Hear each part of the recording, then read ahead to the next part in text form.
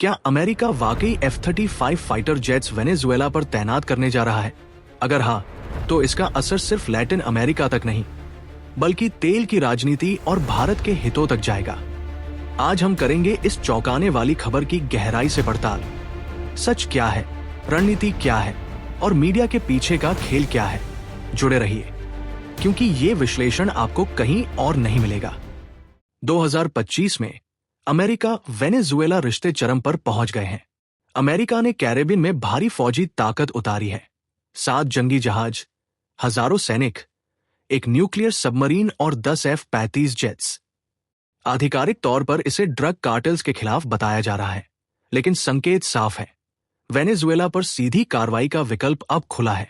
उधर मादुरो ने 82 लाख मिलिशिया को तैयार कर दिया है और चेतावनी दी है, अगर हमला हुआ तो ये सीधी जंग होगी। कैरेबियन में अमेरिका की मिलिट्री तैनाती अब खुले तौर पर पावर प्रोजेक्शन बन चुकी है। प्यूर्टो रिको से ऑपरेशंस चलाते हुए 7 जंगी जहाज, 4500 मरीन्स, एक न्यूक्लियर सबमरीन और 10 F-35 जेट सीधे वेनेजुएला की दहलीज पर खड़े हैं। ट्रंप ने साफ चेतावनी दी है, अगर वेनेजुएला का कोई विमान अमेरिकी एसेट्स के करीब आया तो उसे गिरा दिया जाएगा। निगरानी विमान और सैटेलाइट लगातार मूवमेंट ट्रैक कर रहे हैं, और ये बिल्डअप सिर्फ डिफेंसिव नहीं, बल्कि ऑफेंसिव ऑपरेशंस के लिए भी पूरी तरह तैयार है। पिछले महीनों में अमेरिका ने अपनी रणनीति में बड़ा बदलाव दिखाया है। अब लैटिन अमेरिकी कार्टेल्स को खुलेआम नार्को टेररिस्ट कहा जा रहा है और तैनाती को वेनेजुएला ऑपरेशंस का हिस्सा बताया जा रहा है।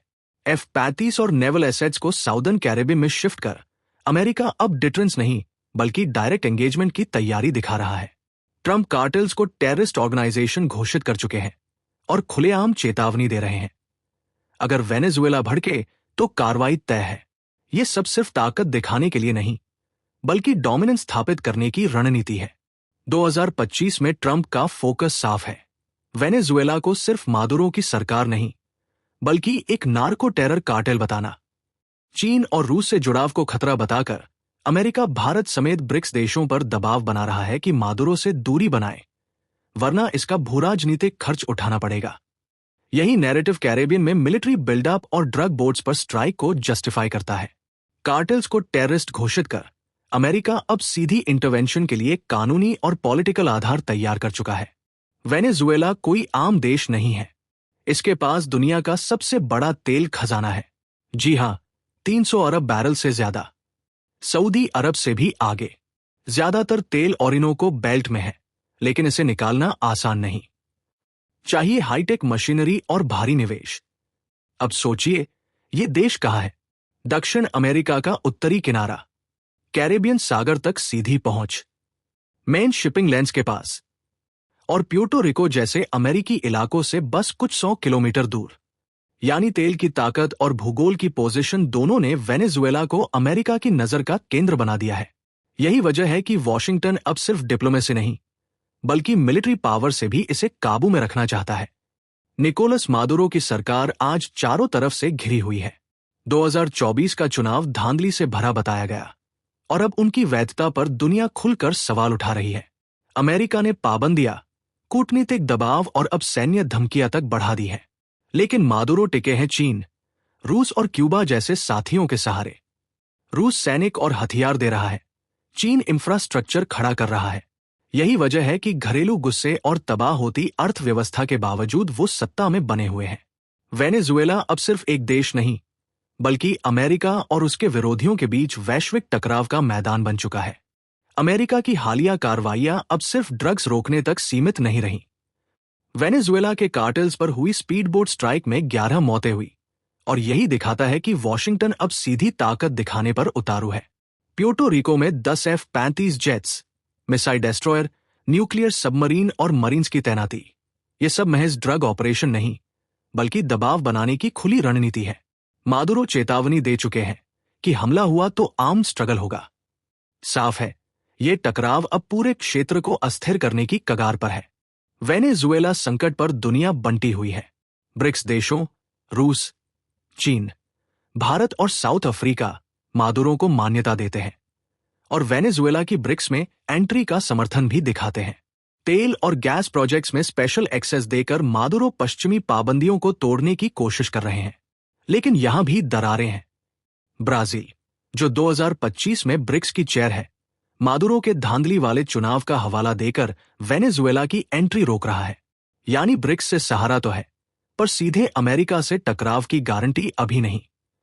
2025 में ग्लोबल फायर पावर के हिसाब से वेनेजुएला की सेना दुनिया में 50वें नंबर पर है। 1.5 लाख सैनिक और लाखों की मिलिशिया होने के बावजूद ये ताकत अमेरिका के सामने बहुत छोटी है।